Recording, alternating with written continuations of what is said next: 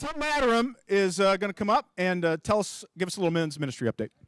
Hey, quick story. I'm 51. I'm an empty nester now, but about 15 years ago, I was a guy that was involved in a church. I was having some success in my career, and I was at a point in life where I was going, okay, what's next? What's God have for me? I was burning out a little bit, and I connected with a guy who was a lot older than me, who came alongside and mentored me. You know, we only met 4 or 5 times a year, but he was somebody that came alongside me, gave me advice on career and financial decisions, just talking about marriage and life in general, and it was a great encouragement for me. And so I say that because men's ministry is not about burdening you, burning you out, Bible thumping you on yet another thing, and putting yet one more thing on your plate to do. We are really here. We want to encourage you.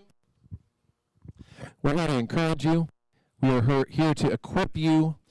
And we are here to engage with you. And what I mean by that is we want to encourage you, first of all, as you're meeting other men at events like this. It's just a great opportunity to see yet another new face that you will know then on a Sunday morning. So we want to encourage you in that. We want to encourage you in your walk as a man, as a father, as a husband, as a congregant, as a community member. You know, you have a unique role that nobody else in this room can fill. And God's got a purpose for your life that is directly for you. It's not for me. It's not for the guy next to you. And you have divine appointments in your life that are all over the place. And I think as men, we oftentimes think about going alone and charging this path and being bold and cutting our own way. And yet we are better together. We need to be engaged with other men. There are times where we need to retreat, withdraw, energize, and just have other men that can speak into our lives. And sometimes they're older than us, sometimes they're younger than us, but it's a chance to be together because as the body of Christ, we can encourage each other on that journey.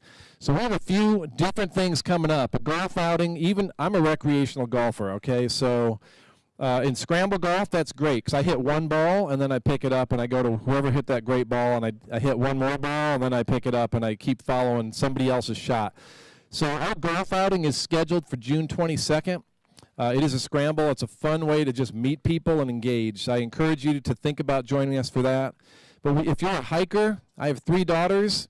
They don't like to hike. And you know what? They're all adults now, and they still don't like to hike. So I need a guy that's going to push me to do that 14er. But we're going to have a mountain retreat hiking trip later this summer. It's not just about the hiking and the physicality, it's also about just in talking at a deeper level. So we invite you to think about that. If you're a guy that doesn't like to talk, go to the fishing trip, because I don't think they talk to each other at all. We're looking at a mini retreat this fall. So we don't want to take a ton of your time, but we want to have content that's going to be relevant for you. So that date will get scheduled later.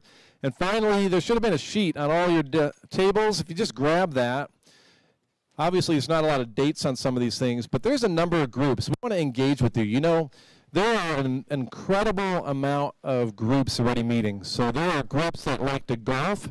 There are groups that get up way too early for coffee in the morning and get together. I am not signing up for that. But if you're looking for a way to engage, we invite you to look at one of those phone numbers that's on your sheet. And feel free to reach out to those guys. So, you know, back to my mentoring story, we have a mentoring program. We have older guys that have gone through mentoring training. If you're interested in a mentor, look for me afterward, and we'll get you connected because 15 years ago, I was that guy looking for somebody to just give me some wisdom. And Hugh Jones was the guy that came alongside me and did that. And he just died New Year's Eve. But he's made a difference in my life for the rest of my life because he invested time 3 to 5 times a year. It wasn't a big deal, but he changed the way I thought, the way I engaged, and as a Christian man, how I was able to then make a contribution. So if mentoring's of interest, we have that as well. Finally, when we scheduled this thing, we knew that Dan was going to have a Super Bowl story for us. Next year. He will have a Super Bowl story for us next year. But we're excited to have Sean introduce Dan. One last thing I will tell you is, you know, I did this at the Chiefs watch party we had.